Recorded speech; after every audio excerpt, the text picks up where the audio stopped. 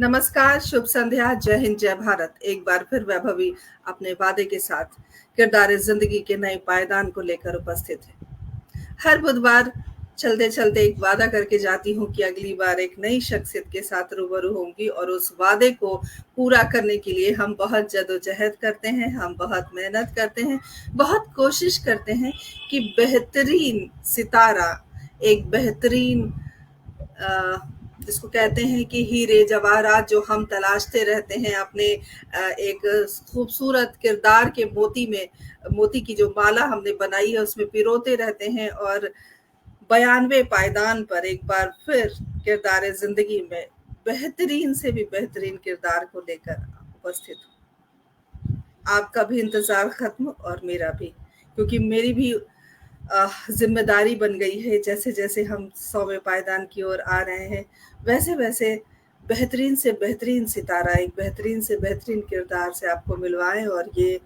बहुत बड़ी जिम्मेदारी होती है किसी भी पटल की। उस जिम्मेदारी को निभाते हुए आज जयपुर की ही नगरी से लेकर आई हूँ एक नायाब तोहफा आप सबके लिए। दोस्तों, जब हम हताश होते हैं, जब हम उदास होते हैं, जब हमें लगता है कि हमारे जीवन में खालीपन आ गया है, हमारे जीवन में कुछ नहीं बचा, उस समय अगर हौसले आपके मजबूत हो, इरादे मजबूत हो, परिवार का सहयोग हो, ईश्वर की अनुकंपा हो, तो आप कोई भी काम करने से पीछे नहीं हटते और वही हौसला आपको ऊंचाइयों पर, बुलंदियों पर लेकर जाता है। आज एक ऐसी शख्सियत से मिलवाने जा रही हूँ जो अपने आप में बहुत बड़ी हस्ती हैं, और तब वो उठकर खड़ी हो गई जब उनके पैरों ने जवाब दे दिया। अब आप समझ सकते हैं, हम अपने दोनों पैर पे खड़े हैं, उसके बाद भी लड़खड़ाते हैं, लेकिन वो शख्सियत अपने पैर पे खड़ा नहीं हो सकता, लेकिन अडिग है, लड़खड़ाता नहीं है, देश का नाम रोशन करता है। जी हाँ, मैं बात कर रही हूँ शताब्दी अवस्थी जी की, जो कि जयपुर की गुलाबी नगरी से हमारे साथ जुड़ी हैं। और अगर शताब्दी की बात करूं, नाम जैसा है, बिल्कुल उसी रफ्तार से दौड़ती हैं। पैरा एथलीट हैं, स्टेट बैंक ऑफ इंडिया में मैनेजर के पोस्ट पर है, प्रबंधक के पोस्ट पर हैं। और उनके बारे में बताऊं, शॉट पुट जिसको गोला कहते हैं, गोला फेंक में बहुत सारे अंतर्राष्ट्रीय पदक इन्होंने जीते, भारत का प्रतिनिधित्व करती हैं, बहुत कुछ करती हैं। और 2006 में एक दुर्घटना ने उनके पैरों को ज़रूर छीन लिया, लेकिन हौसलों को नहीं छीना। उस हौसले की जीती जागती मिसाल है शताब्दी, जिनसे मैं अभी आपको रूबरू कराऊंगी। उनको हमने अतिथि के रूप में आमंत्रित किया है किरदार जिंदगी में, और हमारा सौभाग्य है कि उन्होंने हमारे आतिथ्य को स्वीकार किया। देश विदेश घूमने वाली, भारत का प्रतिनिधित्व करने वाली पैरा एथलीट शताब्दी अवस्थी जी को हम सीधे सीधे स्टूडियो में आमंत्रित करते हैं, उनका अभिनंदन करते हैं और उनसे कुछ कही अनकही, छुई अनछुई बातें शेयर करते हैं।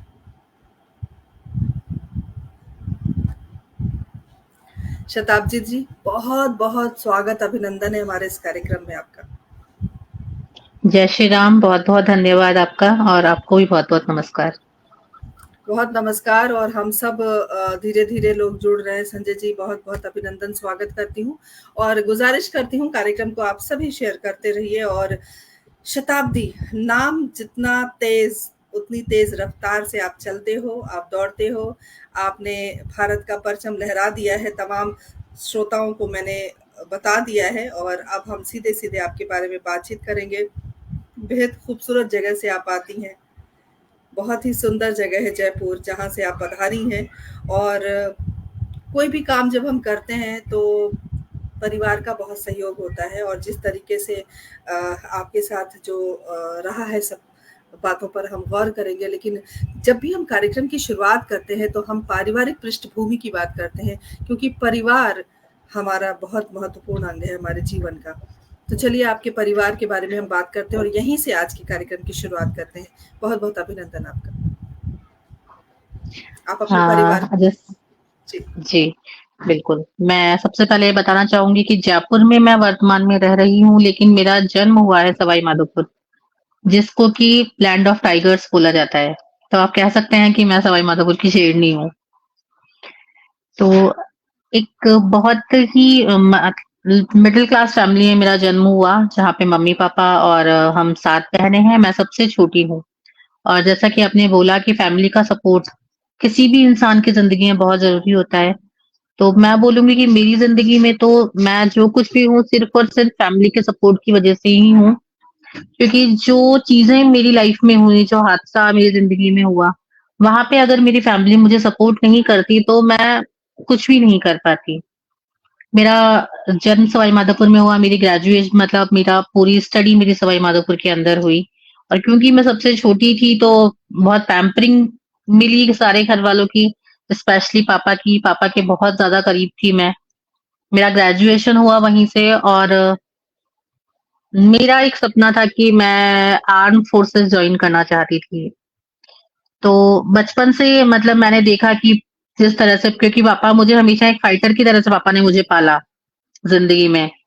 तो उस एक सपने को लेके मैं बड़ी हुई, पर जैसा बोलते हैं कि ज़िंदगी में शायद कुछ और मेरे लिए लिखा हुआ था, तो जब मैंने ग्रेजुएशन किया और उसके बाद में मैं तैयारी कर रही थी आर्म्ड फोर्सेस की, उस वक़्त मेरे साथ में एक हादसा हुआ। मैं छत से गिर गई थी और छत से गिरने की वज़ह से मेरी स्पाइनल कॉर्ड इंजरी मुझे हुआ और कमर से नीचे के हिस्से ने काम करना बंद कर दिया।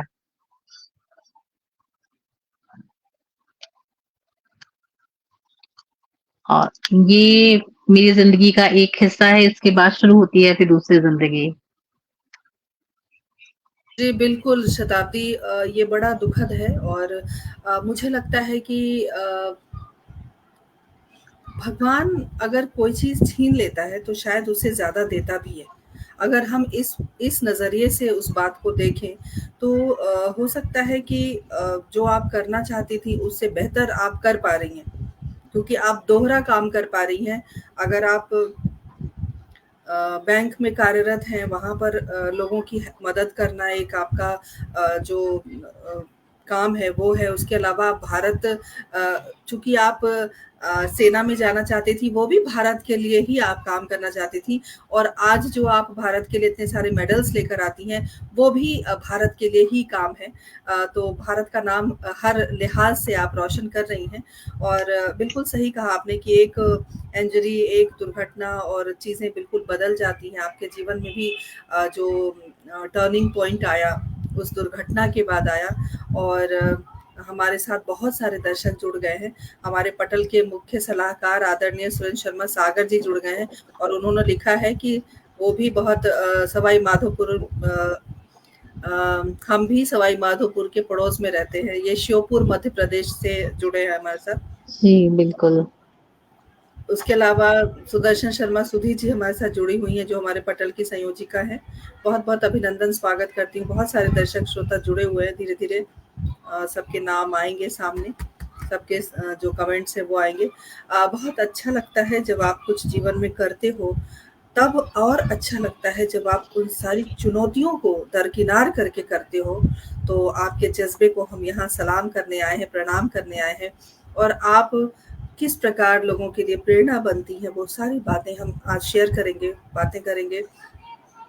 तो जब आप गिर गईं और डॉक्टर ने ये कहा कि मतलब कोई होप नहीं है, या सेंसेशन नहीं है आपके नीचे, पैर के कमर से नीचे के हिस्से में, तो कितने क्या क्या मनस्थिति आपकी और आपके परिवार की, और क्या कुछ सिनेरियो चेंज हो गया रातों रात?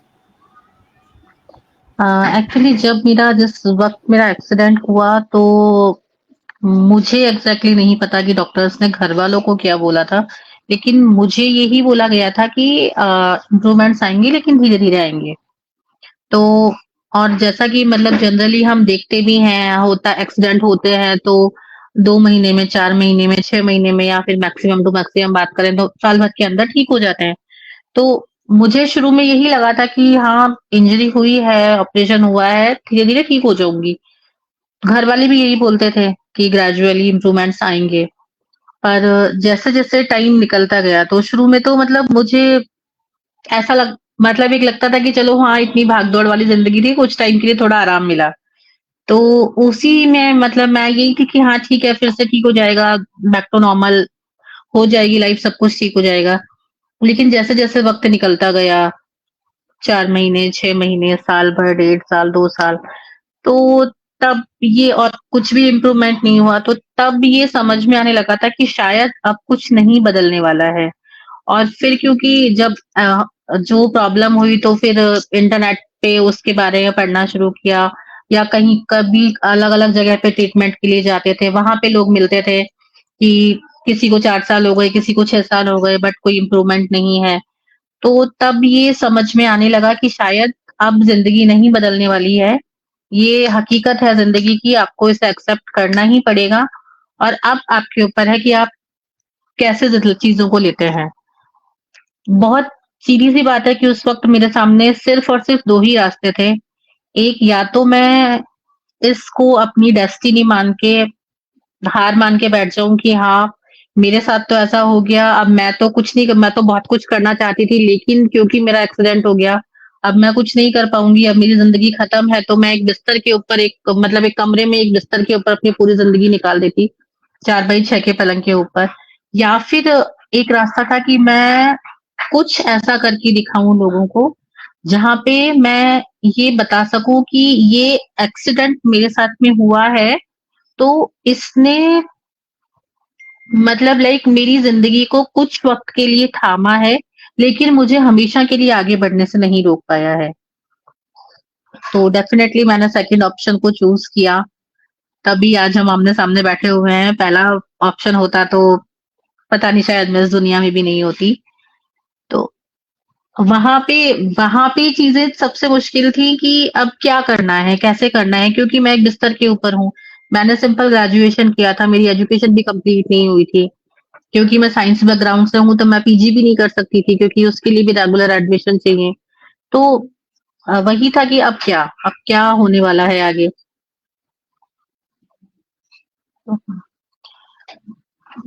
फिर खुद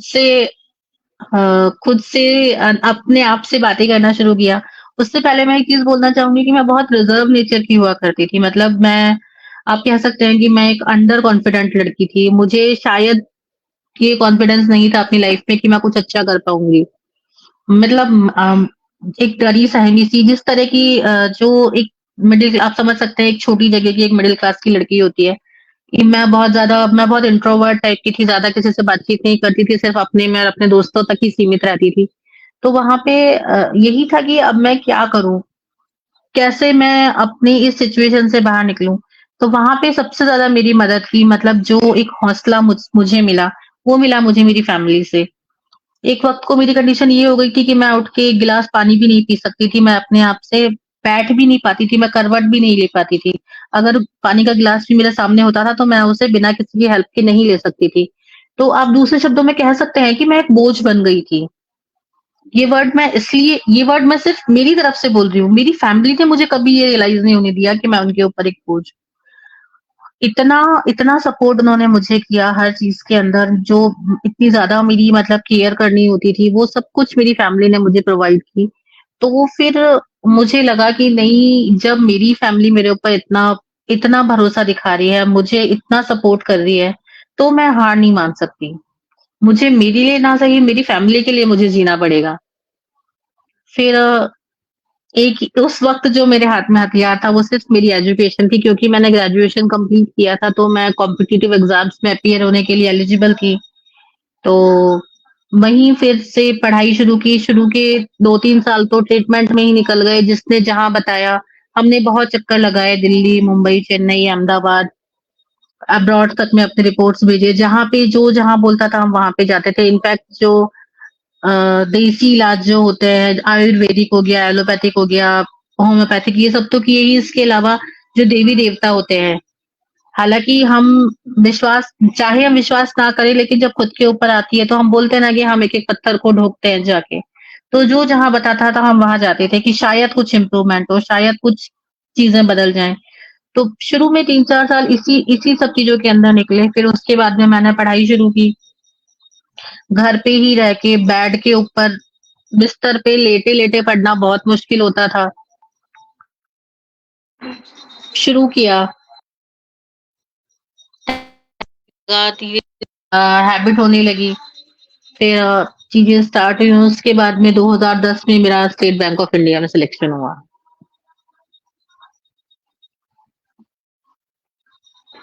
आ, जब ये हादसा आपके साथ हुआ था, आप कितने साल की थी? मैं 21 साल की थी उस टाइम पे, 21।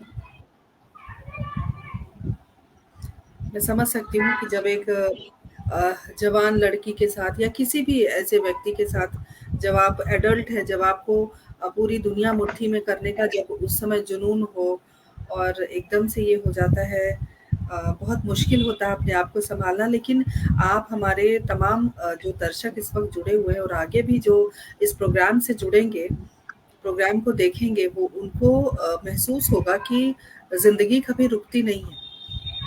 और ज़िंदगी को थका एग्ज़ैक्टली। कर की ज़रूरत भी नहीं है। एन्जॉय कीजिए और जिस तरीके से आप मिसाल हैं और क्या कहूँ आपके जज़्बे को लोग सलाम कर रहे हैं। कुसुम लता जी हमारे साथ जुड़ी हैं। कुसुम जी बहुत-बहुत अभिनंदन, स्वागत करती हूँ। इन्होंने लिखा है चुनौतियाँ इंसान को मज़बूत बना देती है। बिल्कुल सही। और सुरेंद्र शर्मा सागर जी ने लिखा है कि आपके जज़्बे को सलाम है। संजय जी ने लिखा है अद्भुत।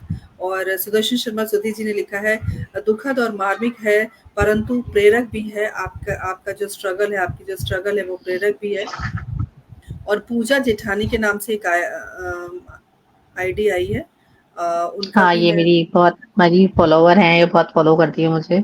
जी, बहुत-बहुत अभिनंदन। और पूजा जी पहले भी हमारे इस कार्यक्रम का हिस्सा रह चुकी हैं। व्यूवर्स के रूप में वो आ चुकी हैं हमारे प्रोग्राम को देखने के लिए। और जी सादर नमन प्रभा जी, कुसुम जी बहुत-बहुत अभिनंदन। आप सभी से गुज़ारिश है, बहुत सारी बातें हमें आज साझा करनी है शताब्दी से और जुड़े रहिएगा, बने रहिएगा और आप सभी इस कार्यक्रम को ज़रूर शेयर कीजिए क्योंकि शताब्दी की जो रफ़्तार है वो घर-घर तक पहुँचनी चाहिए। तो शताब्दी, ये तो आपकी जर्नी रही और फिर आपने स्टेट बैंक ऑफ इंडिया में अभी आप कार्यरत हैं, प्रबंधक के पद पर हैं। लेकिन जो शॉट पुट की बात मैंने की थी, जो गोला फेंक की बात मैंने की थी और मैं आपको बताऊँ कॉलेज में हम भी इस तरह के एथलीट्स को किया करते थे और जो गोला होता है वो बहुत भारी होता है और उसको फेंकना बड़ा मुश्किल काम होता है और हम जब फेंकते थे तो उसका वो चेक करना होता था कि वो कितनी दूर गया। वो मीटर चेक करना होता था, उसी से फर्स्ट, सेकंड, थर्ड या जो स्वर्ण पदक या रजत पदक या ताम्र पदक की बात होती है, वो तय होता था। लेकिन वो वज़न का बहुत भारी होता था। तो आपने जी। इस मतलब इस ओर कैसे आपका रुझान आया और कैसे आप एथलीट हो गईं? जी बिल्कुल। थोड़ा-सा फिर से बैकग्राउंड में जाना पड़ेगा। जब 2010 में मेरा बैंक में सिलेक्शन हुआ, तो उस वक़्त मतलब मुझे ऐसा लगा था कि हाँ, अभी सब कुछ नॉर्मल हो गया है, मतलब लाइक अब मैं ये बोल सकती हूँ कि अब मैं सक्सेसफुल हूँ और फैमिली भी बहुत खुश थी, सब लोग बहुत खुश थे, पापा बहुत खुश थे। पर ज़िंदगी में कुछ भी चीज़ परमानेंट नहीं होती है, आपकी खुशियाँ भी स्थायी नहीं होती हैं। मेरी जॉब लगी, उसके 6 महीने के अंदर-अंदर ही पापा चले गए छोड़ के। तो वो एक मतलब बहुत, शायद मतलब मेरे एक्सीडेंट ने मुझे इतना नहीं तोड़ा। मैंने अपने एक्सीडेंट की वज़ह से कभी मेरी आँखों में से आँसू नहीं निकले। लेकिन पापा का जाना मेरे लिए बहुत बहुत बड़ा सदमा था, जिससे मैं शायद आज तक भी नहीं उभर पाई हूँ। तो वो एक वहाँ पे लगा था कि अब सब कुछ खत्म हो गया है, अब कुछ नहीं बचा लाइफ में। लेकिन मम्मी थी, तो मम्मी को फिर देख के फिर से जीना शुरू किया, क्योंकि उनका दुःख तो मुझसे भी बहुत ज़्यादा बड़ा था कि उनके पति चले गए छोड़ के, उनकी जवान बेटी अ, विकलांग है। वो तो उन उनके मतलब फिर से कोशिश की धीरे-धीरे, तो उस बीच हम लोगों मतलब एक एक वैक्यूम क्रिएट हो गया था घर में, आपस में कोई सब लोग बहुत ज़्यादा बात नहीं करते थे। तो टीवी हम लोग बहुत ज़्यादा देखते थे। इनफैक्ट मतलब टीवी चलता रहता था, जिससे कि थोड़ा-सा अ, चहल-पहल, थोड़ी आवाज़ रहती थी घर में, अदरवाइज़ मैं और मम्मी बिल्कुल खामोश हो गए थे। तो उस टाइम पे 2011 में कौन बनेगा करोड़पति आया था। वहाँ पे मतलब वो सीज़न ऐसा था, उस वो सीज़न मतलब बहुत क्लोज़ली हमने देखा, क्योंकि उससे पहले तो पढ़ाई-वढ़ाई में सब इतना बिज़ी रहते थे। उस टाइम पे उस सीज़न में रिमोट एरियाज़ से बहुत लोग आए थे। तो कहीं न कहीं मुझे ऐसा लगा कि मुझे भी ट्राई करना चाहिए। उससे पहले तो हम यही सोचते थे कि शायद अ, जो लोग अप्रोच वाले होते होंगे या कुछ तो इनका ऐसा होता होगा जो ये लोग सेटिंग से लेते होंगे। लेकिन उस सीज़न के बाद में मुझे लगा कि मैं नेक्स्ट टाइम मैं भी ट्राई करूँगी। तो जब 2012 के लिए रजिस्ट्रेशन स्टार्ट हुए तो मैंने कोशिश की दिन-रात, सुबह-शाम 24 घंटे, मतलब रात को 12-12, 1-1 बजे तक मैं मैसेजेस करती थी। मतलब कैसे भी करके बस मुझे सिलेक्ट होना था केबीसी के लिए। तो 2012 में मेरा सिलेक्शन हुआ कौन बनेगा करोड़पति में, और वो एक ऐसा मोमेंट आया लाइफ में जिसने कि ओवर द नाइट मेरी ज़िंदगी को हमेशा के लिए बदल के रख दिया। सदी के महानायक अमिताभ बच्चन जी के सामने खेलते हुए मैंने 50 लाख रुपए जीते उस शो के अंदर। और वो राजस्थान से मैं इकलौती महिला हूँ जो इतना बड़ा अमाउंट जीती है उस टाइम पे। तो वहां से बहुत बहुत कुछ चेंज हुआ जिंदगी में। एक कॉन्फिडेंस मिला लाइफ में आगे आने के लिए। मतलब जब वहां भी मुझसे पूछा गया था ऑडिशन के टाइम पे कि आप केबीसी में क्यों आना चाहते हो, तो मैंने यही बोला था कि मैं दुनिया को दिखाना चाहती हूँ जो मेरे साथ में हुआ। मैं नहीं कहती कि मैंने बहुत बड़ा काम किया है या मतलब मैंने कोई ऐसा काम किया है कि मुझे अवार्ड मिलने चाहिए। लेकिन मैं सिर्फ इतना कहती हूँ कि मैंने हार नहीं मानी ज़िंदगी से। जो चीज़ें मेरे सामने आई, जो संघर्ष आए, मैंने उसको हँस के स्वीकार किया। और मैं लोगों के सामने भी ये चीज़ लेके आना चाहती हूँ कि ज़िंदगी बहुत खूबसूरत है, उसको खुल के जिएँ। तो फिर जब कौन बनेगा करोड़पति हुआ तो उसके बाद तो फिर एकदम ओवर द नाइट सब कुछ चेंज हो गया। नेम, फेम, पैसा, सेलिब्रिटी वाली फीलिंग आने लगी थी। बैंक में लोग आते थे फोटो लेने के लिए, और इतने सारे शोज वगैरह चारों तरफ, हर तरफ बहुत कुछ बदला लाइफ में। बहुत अच्छा लगता था, वो एक अच्छा फेज था। लेकिन जो मेरी इच्छा थी बचपन से अब देश के लिए कुछ करने की, वो कहीं न कहीं मुझे परेशान करती थी रह के। वो मतलब मैं रात में भी सोते-सोते जाग जाती थी कि नहीं मुझे कुछ करना है। तो तब फिर 2014 में मेरा जयपुर ट्रांसफर हुआ, और उस टाइम पे मैंने फिर सोशल सर्विसेज़ करना स्टार्ट किया। बहुत छोटे लेवल पे, लाइक हम लोग प्लांटेशन कर देते थे, या पक्षियों के लिए परिंदे बांध देते थे, या जो स्ट्रीट साइड बच्चे होते हैं उनको जाके पढ़ा के आते थे। उनको एजुकेशनल एड्स प्रोवाइड करवाते थे, या किसी की कुछ ज़रूरत है, कुछ कोई गरीब कन्या है तो उसकी विवाह से संबंधित कुछ सामग्रियाँ उपलब्ध करानी है तो कंट्रीब्यूशन करके, इस तरह के बहुत छोटे-छोटे काम मैंने करने शुरू किए थे। क्योंकि just to serve the society. लेकिन वो कहते हैं ना कि अगर आप किसी चीज़ को शिद्दत से चाहते हो तो पूरी कायनात आपको उससे मिलाने के लिए जुट जाती है। उसी बीच हमने देखा कि 2016 में रियो ओलंपिक्स हुए थे। वहाँ पे क्योंकि मैं ऐसे ही मतलब हम लोग पढ़ाई-वढ़ाई तो की है, कॉम्पिटिटिव एग्ज़ाम्स दिए हैं, तो अवेयर तो रहते ही हैं चीज़ों से। तो वहाँ पे देखा कि एबल बॉडी के अंदर बहुत बुरी कंडीशन उस टाइम पे इंडिया की थी। एक बार को लगा था कि शायद एक भी मेडल हम इस बार नहीं जीत पाएँगे। वहीं देश की बेटियों ने, साक्षी मलिक और पीवी सिंधु ने देश को 2 मेडल दिलवाए। वहीं 2016 के पैरालंपिक्स में इंडिया को 4 मेडल मिले, including 2 gold medals. Deepa madam 70 साल में पहली महिला बनी जो जिन्होंने इंडिया को मेडल दिलवाया, सिल्वर मेडल उनका था। तो उसके बाद में मुझे लगा कि शायद मुझे भी स्पोर्ट्स करना चाहिए, मतलब मैं भी कर सकती हूँ। पता बहुत था। देवेंद्र झांझरिया भैया जो हैं, वो हमारे राजस्थान से ही हैं, मेरे बहुत क्लोज फ्रेंड हैं, और उनको मैं बहुत पहले से जानती थी। लेकिन कभी ऐसा नहीं सोचा था कि मैं भी खेल सकती हूँ। मैं क्योंकि स्पोर्ट्स का कभी एक्सपोज़र नहीं रहा था। लेकिन उस टाइम पे अचानक से चीज़ें इस तरह से बदलती गईं, फ़ेवरेबल होती गईं।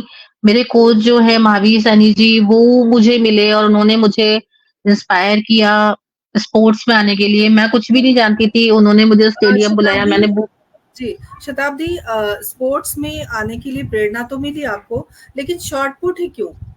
इसका कोई मैं खास वही कारण? जी, जी, जी। मैं वही बता रही हूँ आपको कि जब मतलब मुझे सर ने बोला कि तुम स्टेडियम आना, चेक कर देखेंगे। तो मैं स्टेडियम गई थी, मुझे तो कुछ भी नहीं पता था, मतलब मैं नहीं जानती थी। लेकिन क्योंकि दीपा मैम का शॉट पुट के अंदर मेडल आया था उसी साल 2016 में, और 2016 था वो पैरा स्पोर्ट्स के लिए ट्रांसफॉर्मिंग ईयर था। उससे पहले इतना नहीं जानते थे। तो मुझे सर ने मतलब मैं जब पहली बार उनसे मिलने गई थी तो मैं गाड़ी के अंदर बैठी हुई थी और सर ने मुझे शॉट पुट पकड़ाया।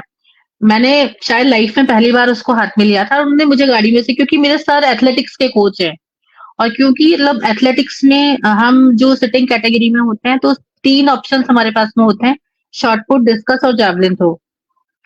तो क्योंकि मैं गाड़ी में बैठी हुई थी तो जैवलिन और डिस्कस तो पॉसिबल नहीं था। सर ने मुझे शॉट पुट दिया हाथ में कि इसको थ्रो करके दिखाओ। तो मुझे नहीं पता था कि उसको कैसे फेंकते हैं। मैंने वैसे ही गाड़ी में से बैठे-बैठे उसको नीचे डाला तो सर ने मुझे व्हीलचेयर पे शिफ्ट होने के लिए बोला। फिर मैं व्हीलचेयर पे शिफ्ट हुई और उस पे बैठ के मैंने थ्रो किया तो मुश्किल से मैं कुछ 1 डेढ़ मीटर फेंक पाई थी। लेकिन वो बोलते हैं ना कि जौहरी को हीरे की पहचान हो जाती है। सर ने मुझसे बोला कि कल से स्टेडियम आ जाना।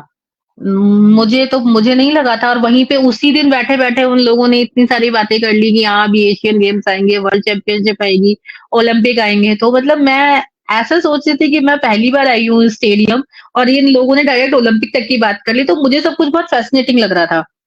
और फिर नेक्स्ट डे से मैंने स्टेडियम जाना शुरू किया तो क्योंकि मैं व्हीलचेयर पे थी तो सर को भी लगा कि परेशान होगी आने में, तो वो फिर मेरे घर पे आए। मेरे घर पे आके मुझे शॉट पुट पकड़ा के गए और मुझे उन्होंने बोला कि तुम यहीं पे घर पे बैठे-बैठे प्रैक्टिस कर लेना, स्टेडियम आने की ज़रूरत नहीं है, बीच-बीच में मैं आके देख लूँगा। पर फिर वो उस टाइम पे मेरा मन नहीं माना। मुझे बहुत पॉज़िटिविटी मिली थी जब मैं स्टेडियम गई थी पहली बार और मैंने फिर रेगुलर स्टेडियम जाना शुरू किया। तो शुरू में मेरी डाँट भी पड़ती थी। एक दिन बारिश हो रही थी, मैं चली गई तो मुझे बहुत डाँट पड़ी कि बारिश में आ गए हो, तबीयत खराब हो जाएगी, कौन सँभालेगा? लेकिन फिर जब धीरे-धीरे सर को भी लगा कि मैं रेगुलरली दोनों टाइम मॉर्निंग में, इवनिंग में आ रही हूँ और मैं सिंसियरली प्रैक्टिस कर रही हूँ, तो फिर उनको लगा कि नहीं ये लड़की करेगी अच्छा। तब फिर उन्होंने प्रैक्टिस कराना शुरू किया। और मैं मतलब मैं शॉट पुट और जैवलिन दोनों ही करती हूँ लेकिन शॉट पुट मेरा मेन इवेंट है। तो शॉट पुट में इस पहला तरह से मेडल कब मेरी मिला आपको और कौन सा मेडल था? मैंने पहली बार दिसंबर 2016 में मैंने स्टेट लेवल चैंपियनशिप खेली थी जयपुर के अंदर।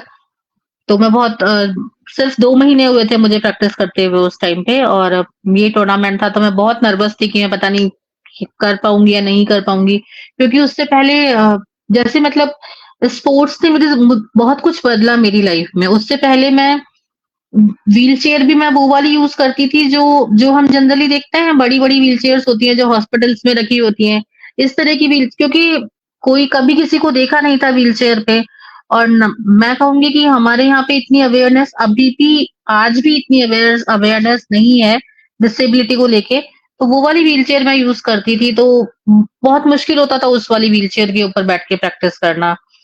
फिर जब स्टार्ट किया तो फिर धीरे-धीरे पता चला कि जो इस तरह के जो पैरा एथलीट्स होते हैं उनके लिए अलग से स्टैंड बनता है। तो जिस दिन मेरा इवेंट था उससे 2 दिन पहले वो स्टैंड आया था।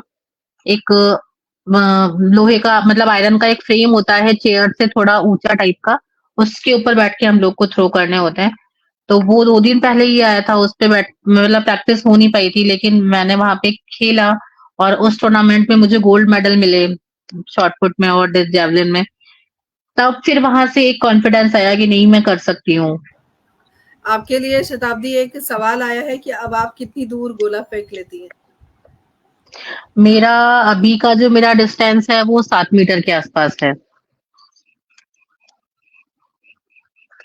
7 मीटर मायने रखता है। गोला उसका वज़न कितना होता होगा? अब सिटिंग कैटेगरी में गर्ल्स के लिए 3 केजी का होता है, बॉयज़ के लिए 4 केजी का होता है।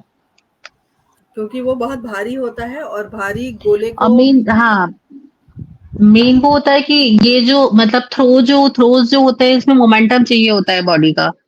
हम जैवलिन थ्रो देखें तो उसमें पूरा रन अप लेना होता है, डिस्कस थ्रो में भी पूरा रोटेशन होता है और जो शॉट पुट करता है शॉट पुट में भी पूरा मतलब शॉट पुट को बहुत सबसे ज़्यादा टेक्निकल गेम बोला जाता है।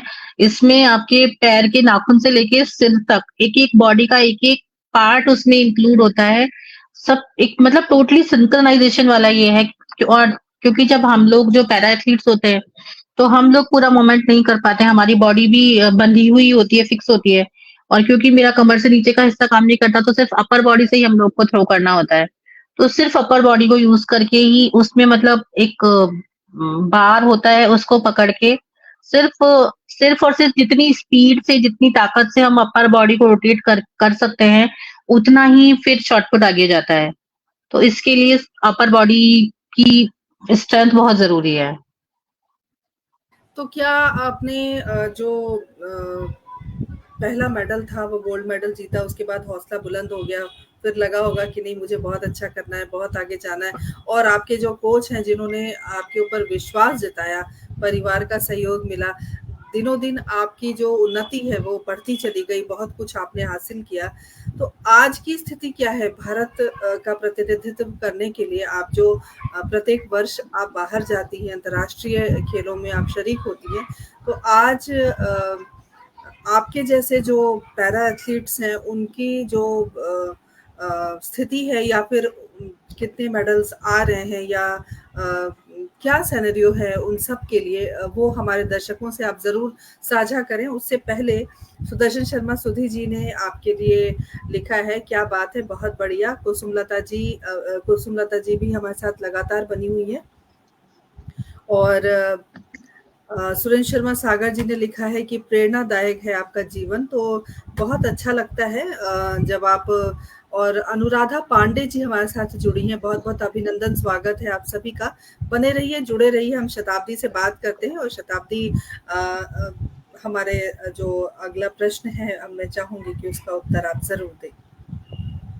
जी, बिल्कुल मतलब जैसा आपने बोला अ, मैं हमारे स्टेट की ही बात करूँ तो जैसे हमारे सर बताते हैं कि 2016 से पहले जब टूर्नामेंट्स होते थे तो स्टेट लेवल के कोई टूर्नामेंट्स नहीं होते थे। सिर्फ़ कुछ 15-20 लोग आते थे और जिनके ट्रायल्स लेके उनको नेशनल में खेलने के लिए भेज दिया जाता था। लेकिन आज की कंडीशन ये है कि आज हम स्टेट करवाते हैं, 1000 से ऊपर पार्टिसिपेंट अकेले राजस्थान से पार्टिसिपेट करते हैं। तो स्पोर्ट्स ने स्पेशली मतलब जैसे एक मैं मेरी बात करूँ तो ठीक है मेरी एजुकेशन मतलब हम वो बोलते हैं ना कि डिसेबिलिटी 2 तरह की होती है, एक तो आपको बाय बर्थ हो या फिर आप एक्सीडेंटली हुए हैं। मैंने दोनों चीज़ें देखी हैं, लेकिन जो एक जन्म से जो दिव्यांग होता है, उसके लिए चीज़ें इतनी आसान नहीं होती, उनको बहुत कुछ फेस करना पड़ता है अपनी लाइफ में। तो पैरा स्पोर्ट्स ने एक जीने की एक राह दिखाई है दिव्यांगों को और मैं तो ये कहूँगी कि आज की डेट में सबसे एक जो सोर्स ऑफ लिविंग बोल लो उसको या फिर सोर्स ऑफ सर्वाइवल भी कह सकते हैं अगर वो है कुछ दिव्यांगों के लिए तो वो स्पोर्ट्स है। स्पोर्ट्स के माध्यम से उनको बहुत कुछ मिलता है, वो घर से बाहर निकल पाते हैं, अपनी फिटनेस को मेंटेन रख सकते हैं। इसके साथ ही आजकल हम देख रहे हैं कि जॉब्स भी मिल रही हैं, अगर आप नेशनल में मेडल लेके आते हैं, तो आपको जॉब मिलती है। तो एक हम इमेजिन करें कि एक इंसान जो जन्म से जो विकलांग है, पूरी तरह से जिसका शरीर विकसित नहीं हुआ, जिसने बहुत कुछ देखा है अपनी ज़िंदगी में, अगर वो गवर्नमेंट जॉब लगता है, तो उसका कॉन्फिडेंस भी एक अलग लेवल पे होगा, प्लस उसको समाज के अंदर एक सम्मानजनक स्थिति भी मिलेगी और वो पूरी डिग्निटी के साथ में अपनी लाइफ को जी सकता है। तो स्पोर्ट्स इस मायने में बहुत महत्वपूर्ण हो जाता है। क्योंकि हर किसी को फैमिली का सपोर्ट नहीं मिलता, हर किसी का दिमाग इतना तेज़ नहीं होता कि वो पढ़ाई करके गवर्नमेंट जॉब पा सके, हर किसी को वो फैसिलिटीज़ नहीं मिलती, हर कोई अ, हमारी तरह पढ़ा-लिखा भी नहीं होता या क्योंकि हम तो देखते हैं मतलब देखा है मैंने कि लोगों का जो नज़रिया होता है डिसेबिलिटी के लिए, वो उस चीज़ को ही मैंने बहुत क्लोज़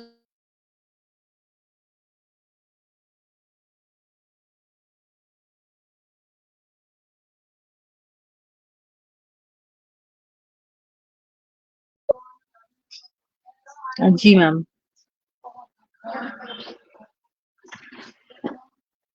जी, बिल्कुल सही कहा आपने शताब्दी। लोगों का नज़रिया अलग होता है, अपनी परेशानियों को देखने का एक हमेशा हम ये सोचते रहते हैं, शिकायत करते रहते हैं कि हमारे साथ ऐसा हो गया, हम कुछ कर नहीं सकते, हम ज़िंदगी जी नहीं सकते, हमें मर जाना चाहिए। बहुत सारी चीज़ें, नकारात्मक सोच हावी होने लग जाती है। उस समय जब आपको अच्छे लोग मिलते हैं, आपका सहयोग करते हैं, तो आप शताब्दी अवस्थी बन जाती। तो इस तरह की जो बातें हैं, इस तरह का जो हौसला है, वो हौसला ही है जो आपको भीड़ से अलग करती है। और सुरेंद्र जी ने लिखा है कि बैंक अपने स्टाफ को प्रोत्साहित भी करता है, बिल्कुल सही बात है। प्रोत्साहन ज़रूर जी। मिलता होगा। और अ, कुसुम जी ने लिखा है, मैं समझ सकती हूँ आपकी स्थिति, हम सब समझ सकते हैं, क्योंकि कहीं न कहीं हम एक मानव हैं और मानव दूसरों की तकलीफ को बहुत अच्छे से समझ सकता है।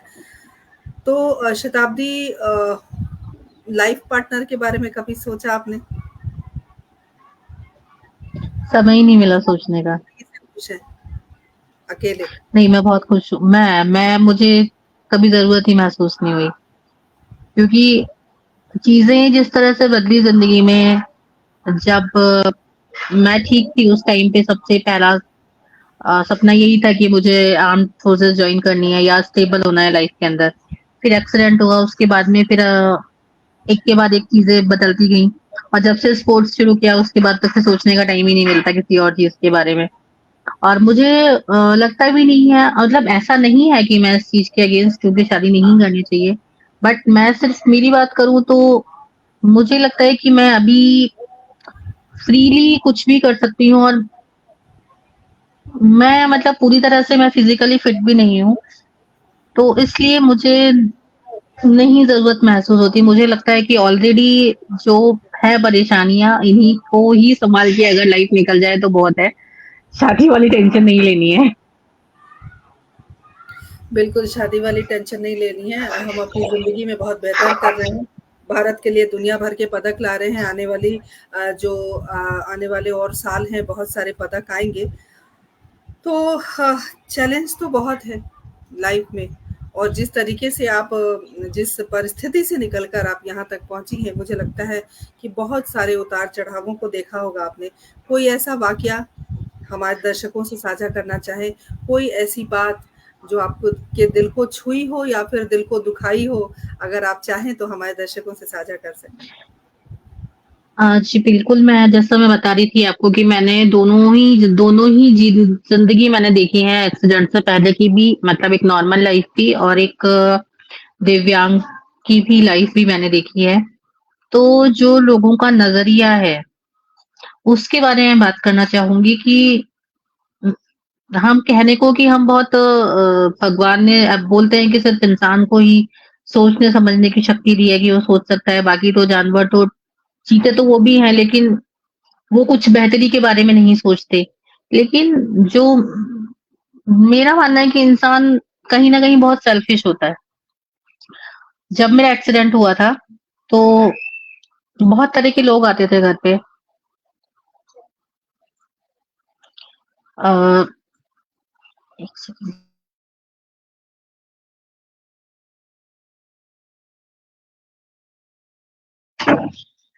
जब मेरा एक्सीडेंट हुआ था तो बहुत तरह के लोग घर पे आते थे मिलने के लिए। कुछ लोगों को जेनुइनली तकलीफ हुई थी, कुछ लोग ऐसे थे जो सिर्फ़ दिखाते थे, जो ये दिखाते थे कि हाँ, वो दुखी हैं, लेकिन शायद क्योंकि हम लोग दूसरों की दुःख को देख के भी खुश होते हैं। तो ऐसे लोग भी थे घर पे जो आगे ये बोल के जाते थे कि ऐसे बच्चे माँ-बाप के ऊपर बोझ होते हैं, इन्हें तो पैदा होते ही मर जाना चाहिए। ये अब इससे कौन शादी करेगा, ये ज़िंदगी भर मतलब किस किस घड़ी में ये पैदा हुई होगी। बूढ़े माँ-बाप का सहारा बनने की जगह उनको दुखी कर दिया। बहुत बहुत तरह की नेगेटिव बातें जो सीधे फेस पे बोल के जाते थे। अब क्या होगा इसका ज़िंदगी में, शादी कौन करेगा, घर वाले कैसे रखेंगे इसको। और एक चीज़ मैं बताऊँ आपको, जब मेरा बैंक में सिलेक्शन हुआ, तो जयपुर में हमारी ट्रेनिंग हुई थी। तो शायद से उस टाइम पे कोई और नहीं रहा होगा बैंक में ऐसा जिसको नीड हो, तो हमारा ट्रेनिंग सेंटर के अंदर ये रूल था कि फैमिली को अलाउ नहीं कर रहे थे साथ में रुकने के लिए। क्योंकि मतलब आज भी मतलब मैं देखती हूँ कि जो मेरी सिचुएशन है, उस सिचुएशन से बहुत लोग अवेयर नहीं होते कि इस टाइप की भी कोई प्रॉब्लम होती है। हमारे यहाँ पे आज भी लोग यही मानते हैं कि अगर व्हीलचेयर पे कोई है तो वो ऐसा है कि हाँ ठीक है, वो चल फिर सकता है, चलने में थोड़ी बहुत दिक्कत होगी इसलिए व्हीलचेयर यूज़ कर रहे हैं। बहुत कम लोगों को पता होता है कि व्हीलचेयर पे ऐसे लोग भी होते हैं जो बिल्कुल खड़े नहीं हो पाते। तो जब बैंक वालों ने अलाउ नहीं किया था और पोस्टिंग ही हुई थी तो इतना जानते भी नहीं थे किसी को बैंक में। तो हमने बैंक के बाहर में एक घर ढूँढा था रेंट पे रहने के लिए कि जिससे मैं ट्रेनिंग सेंटर चली जाऊँ। तो आप विश्वास नहीं करेंगे, एक मकान मालकिन ने ये बोल के घर देने से मना कर दिया कि हम घर नहीं देंगे, हमारे घर के बाहर व्हीलचेयर खड़ी होती है तो हमारी इंसल्ट होती है। ये तो मैं वो बोलना चाहूँगी कि थोड़ी अपनी मेंटालिटी को चेंज करने की ज़रूरत है। ज़रूरी नहीं है कि हर दिव्यांग जन्म से ही हो। कुछ लोग एक्सीडेंट में भी होते हैं। कल को आपके साथ भी ये सिचुएशन हो सकती है, एक्सीडेंट किसी का भी दिव्यांग हो सकता है। देखिए देखिए शताब्दी एक बात कहना चाहती हूँ, दिव्यांग शब्द दिव्य अंगों वाला वो हमसे ज्यादा बेहतर है। अगर इस मैम वो तरह की सिर्फ सोच नाम इस वो तरह की वही है सोच ना कि वो सिर्फ और मोदी आज जी ने सिर्फ एक वो नाम दिया है। शताब्दी आज मुझे लगता है कि अगर गलती से ये कार्यक्रम उनके तक पहुंच गया तो उन्हें इतनी शर्मिंदगी महसूस होगी कि जिसे हमने घर देने से मना किया था, आज उनका इंटरव्यू भी हो रहा है, वो भारत का प्रतिनिधित्व भी कर रही हैं, वो एक बेहतर जगह सर्विस भी करती हैं, एक बेहतर वेतन पाती हैं और साथ ही भारत का नाम रोशन कर रही हैं। और मुझे लगता है कि वो बहुत दुर्भाग्यपूर्ण जो महिला होंगी या जो भी व्यक्तित्व थी जिन्होंने ऐसे कहा, वो बहुत दुर्भाग्यशाली है जिन्होंने आप जैसे हीरे को खो दिया। मैं यही कहूंगी। जी। लेकिन मैं इसके साथ ही फिर जिस तरह से लोगों का नजरिया बदलता है, फिर जब जब फिर मैंने मेरी नौकरी भी लगी, मेरा कौन बनेगा करोड़पति में भी मेरा नंबर आया, उसके बाद में मैंने स्पोर्ट्स में भी इंटरनेशनल लेवल पे रिप्रेजेंट किया। तो वही लोग जो घर पे आके ये बोलते थे कि ऐसी बेटियां तो अभिशाप होते, ऐसे बच्चे अभिशाप होते हैं माँ बाप के ऊपर, वो वही लोग आके ये बोलने लगे कि भगवान ऐसी बेटी सबको दे। तो इसका मतलब आप सिर्फ कद से आप उससे देख रहे हो आप चीजों को ना, मतलब जो बोलते हैं ना कि उगते सूरज को सलाम करना, वो वाली चीज। तो उस मेंटालिटी को बदलने की बहुत जरूरत है। और मैं ये मानती हूँ कि जो विकलांगता होती है, दिव्यांग शब्द ठीक है, मोदी जी ने दिया, बहुत बहुत हम उनके लिए धन्यवाद उनको बोलते हैं कि उन्होंने एक इतने अद्भुत शब्द से हमको नवाजा। लेकिन सिर्फ नाम देने से नहीं होता, चीजें बदलनी चाहिए, मेंटालिटी बदलनी चाहिए। और मैं ये मानती हूँ कि विकलांगता शारीरिक तो कभी भी नहीं होती है। जो विकलांगता होती है वो आपकी मानसिक होती है। क्या कहेंगे आप उन लोगों के बारे में जो लोग छोटा सा प्रेशर हैंडल नहीं कर पाते और सुसाइड अटेम्प्ट करते हैं? मतलब छोटी-छोटी चीज़ों के ऊपर कि आपके एकेडमिक्स में आपके एग्ज़ाम्स में अच्छे नंबर नहीं आ रहे हैं तो आप सुसाइड कर रहे हो, आपकी बॉस से नहीं बन रही है तो आप सुसाइड कर रहे हो, आपकी रिलेशनशिप अच्छी नहीं चल रही है तो आप सुसाइड कर रहे हो। तो वो लोग हैं वाक़ई में जो असली मायने में जो विकलांग हैं, वो लोग हैं और उनको ज़रूरत है कि उनकी काउंसलिंग की जाए, उनकी विकलांगता को दूर किया जाए। तो मैं तो सिर्फ़ ये चीज़ मानती हूँ कि विकलांगता का एक ही प्रकार होता है और वो होता है मानसिक विकलांगता। अगर आप इतने सक्षम नहीं हो कि आप चीज़ों का सामना कर बहुत पाओ, सही। अपनी परेशानियों का सामना कर पाओ, तो आप किसी भी मायने में आप सक्षम न आप एबल मतलब नहीं हो। आप बिल्कुल फिर सही, विकलांग ही हो।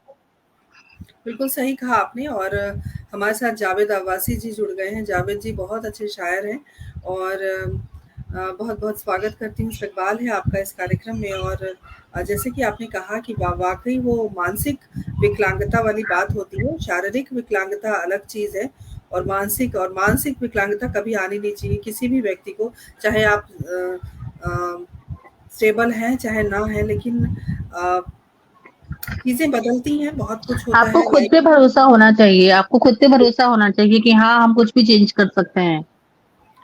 बिल्कुल, आज इतने पदक जीत कर जो अंदर से एक फीलिंग आती है, क्या लगता है आपको कि मतलब जब पहली बार आपने स्वर्ण जीता था तो क्या सोचा था अपने बारे में और कैसा महसूस कर रही थी उस वक़्त? वो वो फीलिंग तो मैं शब्दों में नहीं कर सकती। मैं उन luckiest लोगों में से हूँ जो उसमें जब मैंने स्टेट लेवल में पहली बार मेडल जीते थे और रिकॉर्ड परफॉर्मेंस के साथ में जीते थे, तो बिना नेशनल खेले मुझे सीधे इंटरनेशनल ट्रायल्स देने का मुझे मौका मिला। मैंने ट्रायल्स दिए, सिलेक्शन हुआ और मार्च 2017 में मैंने पहला टूर्नामेंट खेला था दुबई के अंदर, दुबई वर्ल्ड चैंपियनशिप। और वहाँ पे मेरा पहला टूर्नामेंट था। नर्वसनेस भी थी, लेकिन बस यही था कि अब प्रूव करके दिखाना है अपने आप को। उस टूर्नामेंट में मुझे सिल्वर मेडल मिला, मेरा पहला मेडल था वो, मेडन मेडल था मेरा। और जब पहली बार मेरा मतलब एक तो वो फीलिंग जब आपकी आपकी जर्सी पे वो 5 लेटर्स लिखे हुए होते हैं, INDIA, मतलब वो आप उस टाइम पे आप अकेले नहीं खेल रहे होते हो, आपके साथ में पूरे 135 करोड़ लोग खेल रहे होते हैं और आपके कंधों पे उन लोगों की उम्मीदों का बोझ होता है जो आपको एक पॉजिटिव वे में आगे आने के लिए मोटिवेट करता है। इतने सारे लोगों की उम्मीदों को के साथ में आप खेल रहे होते हैं। वहां पे मैंने सिल्वर मेडल जीता और जब पहली बार मेरा नाम अनाउंस हुआ, शताब्दी अवस्थी फ्रॉम इंडिया, तो अभी भी मैं बोल रही हूँ तो मुझे गूज़बम्प्स हो रहे हैं। तो वो एक जो फीलिंग थी अपने देश के लिए कुछ करने की, जो मुझे हमेशा परेशान करती थी, जो मेरा सपना था, उस सपने को मैं किसी हद तक वहां पे पूरा मतलब जी पाई मैं कि हाँ, आज मेरे नाम के मेरे देश के साथ में मेरा नाम जुड़ा है। तो एक बहुत बड़ी बात है, एक खिलाड़ी के लिए बहुत बड़ी बात है अपने देश का प्रतिनिधित्व करना। और बहुत अच्छा लगता है, बहुत खुशी होती है जब जिस टाइम पे आप एक इंटरनेशनल लेवल में मेडल ले रहे होते हो, तो आप अकेले नहीं ले रहे होते हैं, आपके साथ में 135 करोड़ लोग उस मेडल को रिसीव कर रहे होते हैं। तो वो जो खुशी होती है, हर बार वो जो खुशी होती है, उसको शब्दों में बयान नहीं किया जा सकता। बिल्कुल सही कहा आपने, शब्दों में बयान करना बड़ा मुश्किल है और वो जो भाव हैं वो आपके चेहरे पर हम देख पा रहे हैं इस वक़्त। और मैं समझ सकती हूँ क्या महसूस करती होंगी आप उस वक़्त। आने वाली जो पीढ़ी है या आपके जैसी और भी लड़कियां होंगी और भी लोग होंगे जो कहीं ना कहीं अपनी ज़िंदगी से हताश हो जाते हैं, उनके साथ कुछ मिसहैपनिंग होती है, कोई परेशानी होती है, क्या कहना चाहेंगे उनके लिए, क्या संदेश है? मैं यही कहना चाहूंगी कि जिंदगी से देखिए, हार मानना बहुत आसान होता है।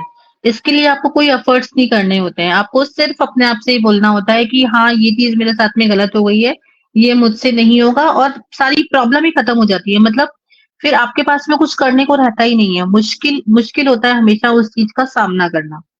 तो मेरा मानना है कि इस दुनिया में आज तक तो ना मुझे लगा ऐसा, ना ही मतलब मैं ऐसा सोचती हूँ कि कोई भी परेशानी ऐसी है जो आपके हौसले से बड़ी हो।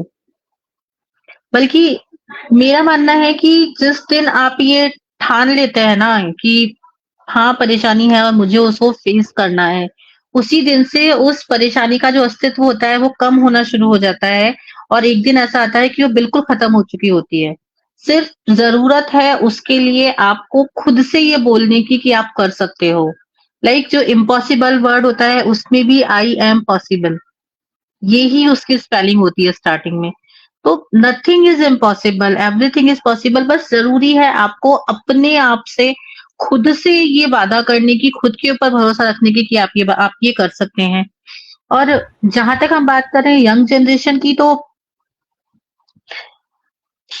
मुझे लगता है कि आजकल इतना ज़्यादा एक प्रेशर हो गया है, एक मतलब एक सेल्फ खुद, एक तो होता है कि हमने खुद ने अपने ऊपर प्रेशर क्रिएट कर लिया है, एक होता है कि हमारी फैमिली का प्रेशर है, सोसाइटी का प्रेशर है, फ्रेंड सर्कल का प्रेशर है। इतने सारे प्रेशर हम लोग अपने ऊपर क्रिएट करके चलते हैं ना कि हम जो खुद हैं उस वहाँ वो कहीं न कहीं हम खो जाते हैं उस प्रेशर के अंदर।